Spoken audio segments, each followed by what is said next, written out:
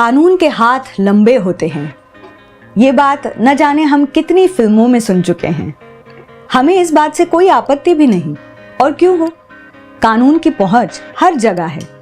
सामान्य लोगों की सुरक्षा करने के लिए, सहायता करने के लिए, कमजोरों की रक्षा करने के लिए कानून के हाथ लंबे हैं।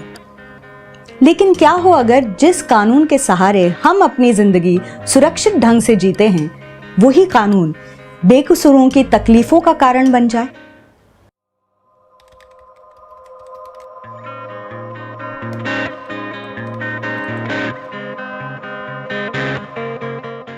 मैं रेणुका शाहने आज आपसे बात करने आई हूं LGBT समुदाय के अधिकारों और उनके सम्मानपूर्ण जिंदगी जीने के हक के बारे में। सबसे पहले और संभवतः सबसे ज्यादा समस्यात्मक कानून के बारे में जानते हैं, जो है सेक्शन 377 ऑफ द IPC, यानी कि भारतीय दंड संहिता की धारा 377। इंडिया में धारा 377 इसने हमारे मूवमेंट को काफ़ी इफेक्ट किया है। धारा 377 ये कहती है कि अगर कोई भी इंसान ऐसे संबंध करेगा जो नेचुरल नहीं है, अनैसर्गिक जो संबंध है, उनका ये मतलब है कि अगर आप कोई भी ऐसा सेक्स कर रहे हैं जिससे बच्चा पैदा नहीं होगा, अगर वो मानो गुदा संबंध है या मुंह से आप सेक्स कर रहे हैं, ये सारी चीज़ें जो हैं वो इलीगल हैं और इससे आपको क्या कहते हैं, उम्र कैद हो सकती है या फिर 10 साल का आपको कैद होगी और उसके साथ आपको जुर्माना भी भरना होगा। और ये जो है ये एक कॉग्निजेबल नॉन बेलेबल ऑफेंस है, जिसका ये मतलब है कि आपको अगर शक की बिना पर आपको अरेस्ट किया जा सकता है। अगर लोगों को लगता है कि आप किसी के साथ हैं, तो आपको बिना कोई एविडेंस के आपको पुलिस उठा के लेके जा सकती है। कितने लोग इस कानून के बारे में वाकिफ हैं? सेक्शन 377 क्या है? नहीं, उसके बारे में मालूमात नहीं रहा। नो मैम, मैं अवेयर नहीं हूँ उसके बारे में।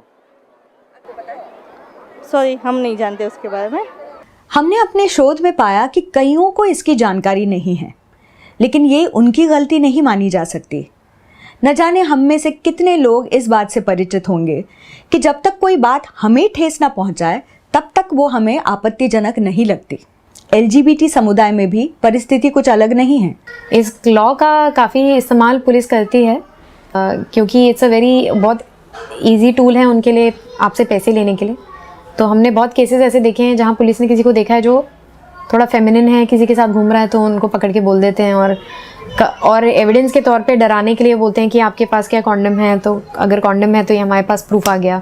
और ऑब्वियसली द थिंग इज़ कि लोग डर जाते हैं और फिर वो पैसे दे देते हैं। अज्ञानता को गलत ज्ञान में बदलने में देर नहीं लगती।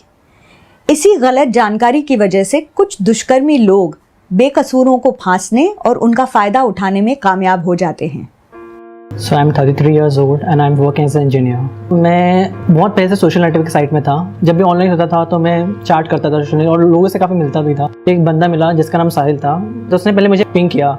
जब मैं चैट करता बोलते मैं कॉल सेंटर में काम करता हूँ, तो मैंने कहा मैं भी काम करता हूँ और मैं बॉम्बे आता जाता रहता हूँ और बेसिक में जब भी बॉम्बे आता हूँ मैं होटल में रुकता हूँ। सो कभी हमें टाइम मिलेगा तो हम डेट करेंगे। और फाइनली एक बार मैं बॉम्बे आया था तो मैंने बोला चलो आज मिलते हैं। उसने बोला कि मैं बहुत बिजी हूँ। मैंने चलो ठीक है, तो हम कल मिलते। तो बोला ठीक है, टाइम मिलेगा तो हम आएंगे मिलने। तो इवनिंग टाइम मेरा हमेशा फ्री टाइम रहता था मोस्ट ऑफ द टाइम। तो फिर हमने डिसाइड किया कि हम 7 बजे मिलते हैं। 7 बजे से normal time to meet people. मैंने एक बार कॉल करके देखा तो उसने कॉल नहीं उठाया, तो मैंने शायद बंदा आएगा नहीं क्योंकि बहुत दूर रहता था। तो मैंने देखा चलो ठीक है, मैं जाके मैं सो गया, कुछ 10:30 के 10:30 के बीच में सो गया। 10:30 तक देखा तो एक मैं होटल के रूम के खटखटाहट की आवाज़ आई। मैंने अपना मोबाइल ऑन करके देखा तो इसका 15-20 मिस कॉल थे। मैंने कहा ओके। देखा दरवाज़ा खोल के तो साहिल था सामने। अब अंदर आते हैं, तो अंदर आ गए। वे बैठे तो ऐसी बात कर रहे थे। मैंने थोड़ी देर आफ्टर 10 मिनट्स समथिंग तो एक मैंने फिर से दरवाजे में खटखटा के आवाज़ सुनी। तो मैंने खोल के देखा एक बंदा खड़ा हुआ था, उसके पीछे भी एक और बंदा था। तो अंदर आके पूछा उसने कि अंदर कोई है बंदा? तो मैंने कहा हाँ अंदर। मतलब थोड़ा घबराहट हुआ, मुझे कुछ चाहिए नहीं है लफड़ा, तुम जाओ। तो भी आया, फिर उससे पूछा मारा तुम दोनों यहाँ क्या कर रहे हो, तुम दोनों गे हो क्या, तुम दोनों यहाँ सेक्स करते हो, तो हम तुम्हारे ऑफिस में बुलाएंगे, तुम्हारे ऑफिस में बोलेंगे पुलिस स्टेशन है वहाँ पे मेरे पहचान का एक पुलिस वाला है, तुम लोग अंदर जेल में डालेगा। मैं दोनों को बोला कि आप दोनों अपने कपड़े उतारो, हम तो आपकी वीडियो बनाते हैं। तो मैंने तो कपड़े उतारे नहीं, तो साहिल ने तुरंत अपने कपड़े उतारे। तो फिर मैंने बोला मुझे यहाँ पे लोग ब्लैकमेल करते, उन्होंने वीडियो ज़्यादा बनाया नहीं, थोड़ा सा शायद माइनर कुछ 5 सेकंड्स का होगा, फिर बंद कर दे। शायद कुछ अलग ही बोलने वाला था, तो शायद उनको कुछ डर लग रहा हो गया। फिर बाद में उसके बाद उन्होंने मारा। फिर मैं देखा, मैंने पर्पस चेक किया, मेरे पूरे पासपोर्ट चेक कर रहे थे। फिर बाद में मार के मेरे ATM निकाला और पूछा कि पिन नंबर बता, शायद नहीं बता दें कि मुझे मार रहे थे। मैंने कहा मेरे मार खाने से अच्छा है कि पिन नंबर दे दो, तो पिन नंबर उनको दिया। फिर मैं मारना स्टार्ट किया। फिर मेरे बाद में फिर चेकिंग कर रहे थे बैग, तो मेरे बैग में लैपटॉप्स रखे थे, मेरे चेन्स थे, मेरा कैमरा था, वो सब लेकर मुझे बोला तू बॉम्बे में रहना मत, नहीं तो हम पुलिस में कंप्लेन करेंगे, तो कल सुबह तक यहाँ से बॉम्बे छोड़ के चले जाना। एक ऐप है जो LGBT कम्युनिटी में यूज़ करते हैं, वो ऐप में भी यूज़ करता था और उस ऐप पे मुझे किसी बंदे ने अप्रोच किया था और जस्ट बिकॉज ऑफ लुक्स और लाइकवाइज मैंने उसे रिजेक्ट कर दिया था। मेरा एक ट्विन्स भी है, हम दोनों ट्विन्स हैं, जिसका नाम निशांत है, तो वो उस वक्त ऐप यूज़ कर रहा था और वो बंदे ने मैं समझ के गलती से उससे मैसेज डाला, उसे हाय हेलो किया और उसने उस चीज़ का रिवेंज लेने के लिए कि मैंने उसे रिजेक्ट कर दिया है, उस बंदे ने मेरे भाई से कांटेक्ट किया और वो बंदा डायरेक्ट मेरे भाई के सामने नहीं आया, उसने मेरे भाई से नंबर लेके वो नंबर अपने फ्रेंड को पास किया। उसके फ्रेंड ने मेरे भाई को बुलाया, उनके बीच में एक सेक्सुअल एक्ट हुआ। सेक्सुअल एक्ट उस बंदे ने जो था वो अपने चैन में एक छोटा कैमरा रहता है जिसे हम हिडन कैमरा बोलते हैं, वो कैमरा लगा के उसने वो पूरा सेक्सुअल एक्ट जो था वो रिकॉर्ड कर लिया। वो वीडियो वायरल करना शुरू कर दिया व्हाट्सएप थ्रू या फिर बहुत सारे साइट्स आते हैं, उसके ऊपर उस बंदे ने वो वीडियो वायरल करना शुरू कर दिया। लेकिन एक दिन ऐसे हुआ कि मैं एक फ़िल्म का शूट कर रहा था और मेरा भाई उस वक्त मैनेजमेंट कर रहा था, तो वो कॉलेज में था और मेरे घर पे पुलिस आ गई थी। तो उन्होंने मेरे डैड को बताया कि आपका बेटा अंडर 377 सेक्शन 377 क्रिमिनल है करके। सिर्फ योगेंद्र और अरविंद ही नहीं, उन जैसे कई बेकसूर लोग इस धारा का शिकार बन चुके हैं। ये कानून किसी को प्यार करने से नहीं रोकता, लेकिन उनके शारीरिक संबंधों को गैर कानूनी बना देता है। किसने बनाया ये कानून और क्यों? क्या ये कानून बनाने वाले आज भी इसे अपराध मानते हैं? जानते हैं सूरज सानप से, जो लॉयर्स कलेक्टिव नाम के संस्था में काम करते हैं। हमने उनसे बात की वीडियो कॉल द्वारा। तो ये जो कानून है वो सन 1860 में कानून में आया था, जब भारत में पहली बार एक राष्ट्रीय स्तर पे क्रिमिनल लॉ आया था, जो ब्रिटिश सरकार लेके आई, और उसी कानून में सेक्शन 377 भी आया था। पर इंटरेस्टिंग बात ये है कि 1969 में अंग्रेज सरकार ने अपने देश में ये कानून हटा दिया, क्योंकि वो ये समझने लगे कि समलैंगिकता और अगर दो व्यक्ति जो किसी भी लिंग के हो, अगर सहमति से और जो 18 साल की उम्र से एक साथ रिश्ता बनाना चाहते हैं, तो ये उनका निजी मामला, इसमें समाज का या कानून का या सरकार का बीच में दाखिल देना कोई हक नहीं बनता। आज जब हमारे पास इतनी सारी और जानकारी है, क्या फिर भी ये कानून सही है? सूरज सानप ने हमें बताया कैसे लॉयर्स कलेक्टिव इस कानून को रद्द करवाने की कोशिश कर रहा है।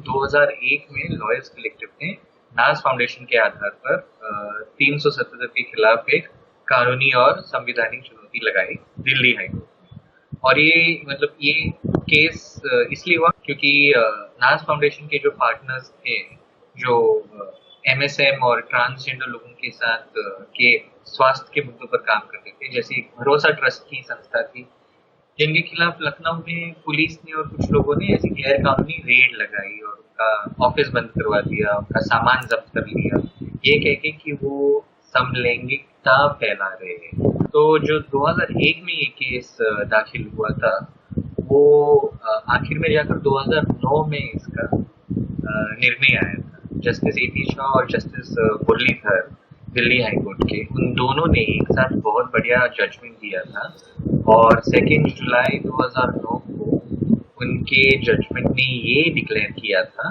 कि 377 कंसेंटिंग अडल्ट्स को अप्लाई नहीं करेगा, क्योंकि ये उनके समानता के अधिकार का उल्लंघन है, ये भेदभाव फैलाता है और ये इनके जीने के अधिकार और स्वास्थ्य के अधिकार का भी उल्लंघन करता है।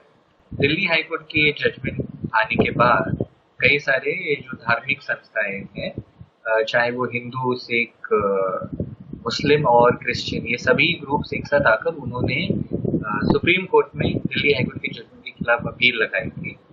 और 2013 में सुप्रीम कोर्ट ने उनकी अपील के साथ मान्यता करते हुए ये कहा था कि 377 वापस कानून लागू होगा सभी लोगों के खिलाफ, क्योंकि कानून बदलना कोर्ट का काम नहीं होता है, वो होता है संसद का काम, और अगर संसद चाहे तो इस कानून को कभी बदल सकती है। ये लड़ाई अभी भी जारी है। LGBT समुदाय आज भी अपने मूलभूत और एकांत के अधिकार यानी कि राइट टू प्रिवेसी के लिए संघर्ष कर रहा है, क्योंकि आज भी उन्हें अपराधी माना जाता है। क्या तब तक योगेंद्र और अरविंद और उन जैसे कई लोगों को उनके खिलाफ हुए जुर्मों का कोई न्याय नहीं मिल सकता? जब पुलिस स्टेशन गए तो पूरा इंसिडेंट उसको बताया तो पुलिस वाले मान नहीं रहे थे। उन लोग बोल रहे थे कि आप कंप्लेन मत करो, सारा ब्लेम आपके ऊपर ही आएगा, मतलब मेरे ऊपर ही आएगा। बहुत टाइम ले रहे थे कि आप कि लोग करें कि नहीं करें, करें कि नहीं। सर पुलिस वाले बेसिकली मान नहीं रहे थे कि आप कि ऐसा होता है। जो नॉर्मल जब उन्होंने एनसी टाइप किया तो नॉर्मल चोरी का एनसी था, उन्होंने लिखा था एनसी, बस लिखा था, FIR लॉन्च नहीं किया था। फिर हम लोग नेक्स्ट डे फिर गए, FIR उतना नहीं हुआ था कंप्लीट, हम लोग नेक्स्ट डे फिर आए थे, फिर FIR लिखा। लिखते लिखते कुछ 12:30 बज गए, कुछ सेम डे रात में मुझे कुछ 3:30 बजे फिर मुझे कॉल किया पुलिस वाले ने। फिर मैं अंदर आया, फिर कुछ सीनियर ऑफिशियल बैठे हुए थे वहाँ पे। फिर उन्होंने रीराइट किया FIR, क्योंकि ना उनको कुछ डाउट था FIR में, और वैसे भी कोर्ट में रनिंग है केस, इट्स लाइक डेट्स मिल रहे हैं अभी फिलहाल। कभी कभी केवल समाज से ही नहीं बल्कि समाज के रक्षकों से भी अत्याचारों का सामना करना पड़ता है। पुलिस डायरेक्ट सबसे पहला आता है, डायरेक्ट पकड़ मारने लगता है, वो पूछता भी नहीं है क्यों तुम मंगरे हो करके। डायरेक्ट लकड़ी उसके हाथ में रहता है, ऐसा समझता है उसके पास कुछ तलवारी है, कुछ है, वो ही सब कुछ कर सकता है, पर डायरेक्ट लकड़ी लेके बम्प में पैरों पे मारने लगता है। उसको ये नहीं समझ में आता है कौन कैसे है। नॉर्मली हम लोग का सर्जरीज होने के बाद हम लोग बहुत वीक होते हैं, इवन तो हम लोग औरत से भी आदमी से भी बहुत कमज़ोर होते हैं। हमारा सर्जरीज के बाद मार के डायरेक्ट अंदर लेके जाके रखता है, फिर 1200 रुपये फाइन मारेगा, फिर उसके बाद छोड़ेगा। फिर हम लोग बोलेंगे ना क्या सर ऐसा नहीं, हम लोग को ये दिखाना पड़ता है, हम लोग को एक टारगेट रहता है। मतलब ये क्या है टारगेट? मतलब ये कॉल सेंटर में काम कर रहे हैं, इनको टारगेट दिया है। हिजड़ा होना कोई पाप तो नहीं है, मानो जिसका प्रायश्चित हिजड़ों को करना पड़ रहा हो। समाज उन्हें बराबर का इंसानी दर्जा और सम्मान तभी दे पाएगा जब उनके खिलाफ दुष्कर्म करने वाले लोगों को कठोर से कठोर सजाएं मिलेंगी। इस दिशा में सुप्रीम कोर्ट ने एक बहुत बड़ा कदम लिया था।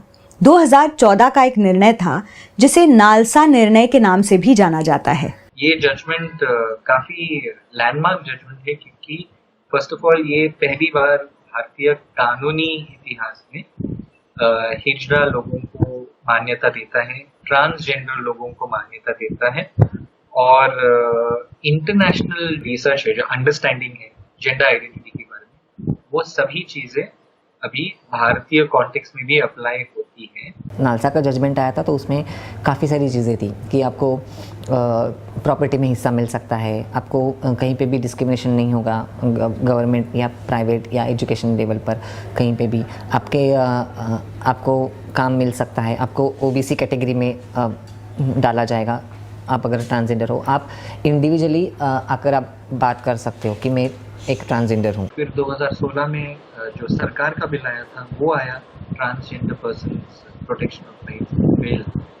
ये जो सरकारी ट्रांसजेंडर बिल है उसमें बहुत सारी खामियां हैं, क्योंकि वो नालसा की बात के एकदम विरुद्ध जाता है। सरकार का इरादा तो नेक है, लेकिन हो सकता है शायद जानकारी की कमी की वजह से इस नए बिल यानी कि TG बिल में कई खामियां हैं। सबसे बड़ी खामी ये है कि इस बिल में एक स्क्रीनिंग कमेटी यानी कि जांच समिति का गठन करने की बात की गई है। इस समिति का काम होगा ये प्रमाणित करना कि आप एक असली ट्रांसजेंडर हैं या नहीं। बिल में उन्होंने डाला कि कोई स्टेट लेवल पे कमेटी बैठेगी और कमेटी में 5 लोग होंगे, जो लॉयर होगा, साइकेट्रिस्ट होगा और 2-4 लोग होंगे। उन लोग डिसाइड करेंगे कि आप ट्रांसजेंडर हो कि नहीं, और उन लोग जब सर्टिफिकेट देंगे तो फिर आप ट्रांसजेंडर या TG कहलाओगे। TG बिल किसने बनाया, वो क्यों बनाया इस तरीके से मुझे नहीं पता है। एक जैसे कि स्क्रीनिंग कमेटी के लिए डाला है, वो कौन होता है स्क्रीनिंग कमेटी करने वाला है हमको? हाँ, अभी कितने सारे बुड्ढे इजड़े हैं, अगर उसको रिजेक्ट कर देगा कि ये इजड़ा नहीं है, इसको इजड़ों से निकाल दो, ऐसा थोड़ी होगा। इतने साल से वो नायक के साथ रहता है, हमारे इजड़ों में रहता है, भीख मांगता है, सब कुछ है, उसका वजूद है इजड़ों में, और उसको निकाल कैसे सकते हम? वो बोलते कि वो हम एक सर्टिफिकेट देंगे, 5 स्क्रीनिंग कमेटी रहेगा, हाँ वो 5 जन एक्सेप्ट करेंगे तो आप इजड़ा है तो आपको इजड़ों का सर्टिफिकेट दिया जाएगा। ऐसा थोड़ी है वो। सरकारी कर्मचारियों का ऐसे मामलों में संवेदनशील होना बहुत जरूरी है, क्योंकि जो भी सुविधाएं या योजनाएं सरकार उपलब्ध करती है वो इन्हीं कर्मचारियों के द्वारा भारतीयों तक पहुंचती हैं। जब मैं आधार कार्ड बनवाने गई तो बहुत प्रॉब्लम्स आई थी एक्चुअली, क्योंकि मैं ट्रांसजेंडर हूँ। तो मैं एक्चुअली उसके लिए अपने मेडिकल सर्टिफिकेट भी लेके गई थी कि मुझे कहीं वो लोग पहले ही प्रॉब्लम ना क्रिएट करे, ये ना पूछे, मतलब सवाल ना पूछे। मैंने इनको डायरेक्टली बोला कि मेरे को ट्रांस वुमेन के नाम से बनवाना Aadhaar card, but trans women mention नहीं है, इसलिए तो वहाँ पे ट्रांसजेंडर मेंशन होता है। तो इसलिए ट्रांसजेंडर मैंने उनको मेंशन करवाने के लिए मैंने लिखा, बोला कि मुझे ट्रांसजेंडर की मेंशन करवाना है अन्य में। तो मेरा ट्रीटमेंट चल रहा है, मैं वो लीगल ट्रीटमेंट दिखा सकती हूँ, जो मेरा 5 साल से 3 साल जो ट्रीटमेंट चल रहा है मेरा दिखा सकती हूँ मैं बोल के। मेरा शक्ल देखा, ऐसे बहुत गंदे से देखा, एब्यूजिव तरह से देखा बाद में मुझे, और ऐसा लगा वो हैरान हो गए हैं, शॉक्ड हो गए हैं। तो उसके बाद फिर नहीं रिप्लाई किया, कुछ रिप्लाई नहीं आया, तो आपका लाइए बोला मुझे। आधार कार्ड हो या पासपोर्ट हो, जो भी हो, उसके रिलेटेड जो भी सरकारी लोग हैं उनको सेंसिटाइजेशन नहीं है इसके बारे में कि ट्रांसजेंडर एग्जैक्टली है क्या। सो वो काफ़ी वियर्ड तरीके से बर्ताव करते हैं लोगों के साथ। फॉर एग्जांपल जब मैं पासपोर्ट बनाने के लिए गई थी तब मैंने उनको बोला कि मैं ट्रांसजेंडर हूँ और तभी नालसा जजमेंट आया था, बट वो ऑफिसर ने एक्सेप्ट ही नहीं किया। वो बोल रहा है कि नहीं, हमारे बड़े साहब से जब तक उनको परमिशन नहीं मिलेगा हम आपको ये नहीं करके देंगे। उसके बाद मैंने जाकर साइन हॉस्पिटल में से मैंने जाके अपना जेंडर सर्टिफिकेट लेकर आई मैं, वो उनको इशू किया। उसके बाद भी उनको सही नहीं लगा, तो उन्होंने उनकी लेडी जो असिस्टेंट थी उनसे उन्होंने मेरे को चेकअप करवाने को बोला कि वो आपको चेकअप कराएगी, उसके बाद देखेंगे सब ठीक है कि नहीं। तो इट्स अ वेरी नॉनसेंस सब चीज़ें हैं। आज के आज़ाद भारत में इस माइनॉरिटी यानी कि अल्पसंख्यक समुदाय को कई कानूनी मुश्किलों से जूझना पड़ रहा है। सदियों पुराने कानून और उससे भी पुरानी सोच को बदलने का काम धीमा जरूर है, लेकिन आगे बढ़ रहा है। जरूरी ये है कि काम रुके नहीं। हमने देखा कि सरकार भी ट्रांसजेंडर बिल इत्यादि के जरिए LGBT समुदाय तक पहुंचने की कोशिश कर रही है। समझने की बात यह है कि इस कोशिश को सही मार्ग पर रखने की जिम्मेदारी हमारी भी है। हमें सतर्क रहना होगा हमारे आसपास होने वाली छोटी सी छोटी नाइंसाफियों के प्रति, क्योंकि कानून के लंबे हाथों को सिर्फ दोषियों तक पहुंचना चाहिए, मासूमों तक नहीं। धन्यवाद।